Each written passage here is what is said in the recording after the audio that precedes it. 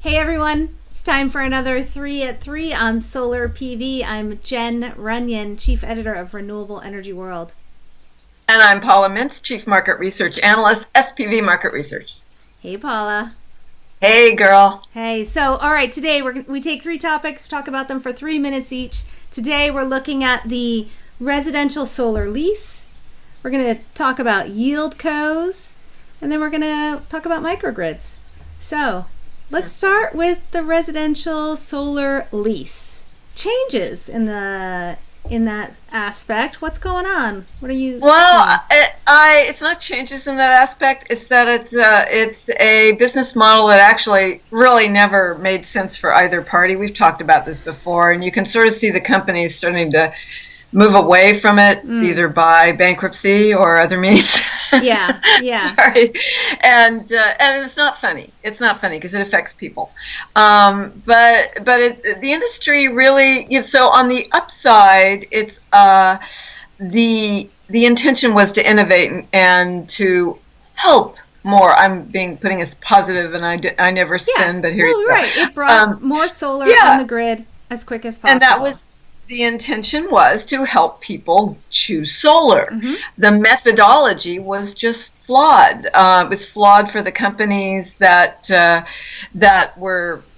And why do you say it's flawed? I mean, so what's wrong? Well, on the company side, they've got to carry the cost of the equipment until the lease starts to pay it off, and that's that. So these companies, if you take a look at their debt structures, there are a lot of debt. Yeah, a lot. And for the end user, which actually I'm more concerned with in this point, it's, first of all, you've got, you keep the electricity renting paradigm. Yeah. And I think you and I have discussed that in the future, utilities business model is going to have to almost completely change to move to a renewable, forget just more than solar, to move to a future where renewable energy takes up at least 50% or more, It has to change. The landscape has to change. You can't keep trying to shove our square peg into their round hole. And as long as we keep doing that, and as long on both sides, things are going to continue being this awkward dance.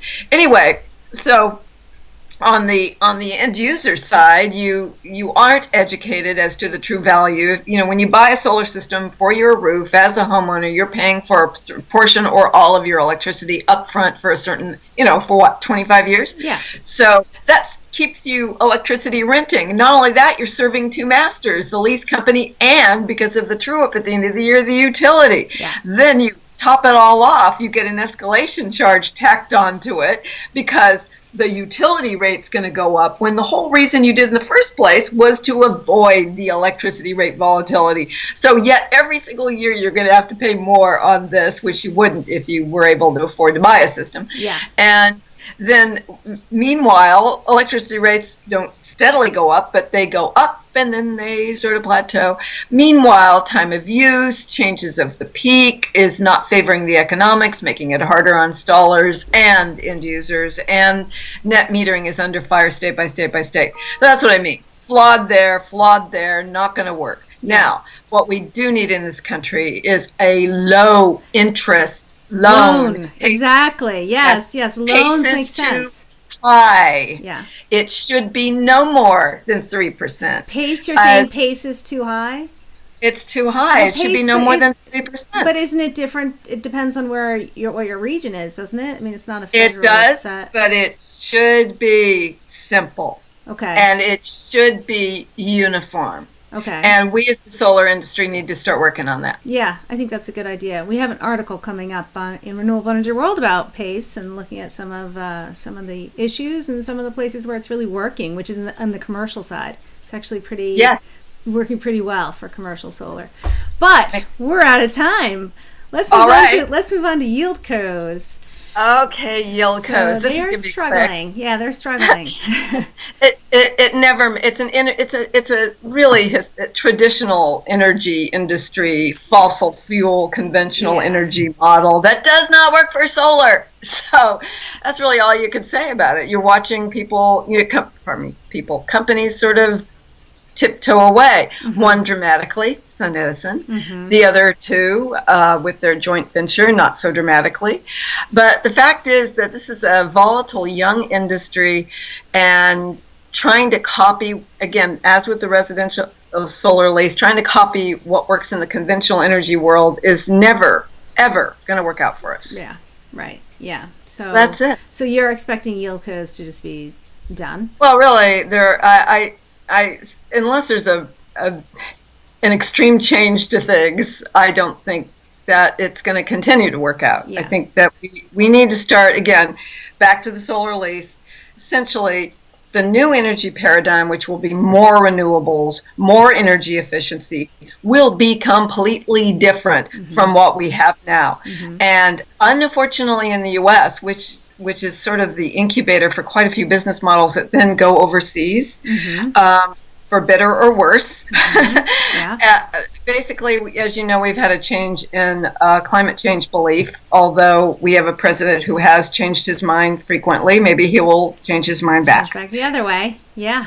But there is risk in the U.S. market right now because of that, and there's a move, or there's pressure, and move towards more fossil fuels, etc. So this the timing is awkward to like force all participants to sit down and develop a energy paradigm that doesn't favor the utilities. They don't want a big change, and to which the renewable industry is going to have to compromise a bit too and work together. Yeah, no, agree. And that's actually a really good segue to our last topic, which is microgrids. Right. And so I wanted to bring it up because I recently went down to the Schneider Electric North American headquarters, which is very close to where I live. They have just installed a fully islandable microgrid, and it uses PV and gas.